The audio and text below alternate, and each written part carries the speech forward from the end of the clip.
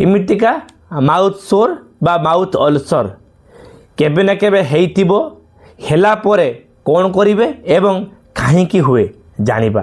प्रथमतः हेबार मुख्य कारण नंबर 1 विटामिन B12 जिंक एवं आयरन डेफिशिएंसी रे। 2 अत्यधिक मेडिसिन रो व्यवहार रे। 3 केबे किम दांतर काम रे नहले आपणकर पेट गरम रु नहले आपणकर जो ब्रश बाजी एमती इन्फेक्शन हो जाए बहुत जोरे पेन हेबो एवं जलिबो मध्य। मेडिसिन ले कौन करबा आपण बेंजाइल कोनियम क्लोराइड जाइटी लोशन दिन को 3 थर सकाळ एवं संध्या खाद्य आगर एवं खाद्य पर लगेबे। मेडिसिन रे vitamin B12 B complex capsule एवं ओराफ्लोरा टैबलेट खाई पारिबे। आवश्यक हेले डॉक्स एसएल एवं किछि आपण एंटीबायोटिक सहित आपण किछि पेन किलर खाई पारिबे। मुख्यतः आपण कौन करिवे यह हेला परे आपण अत्यधिक पानी पीबे।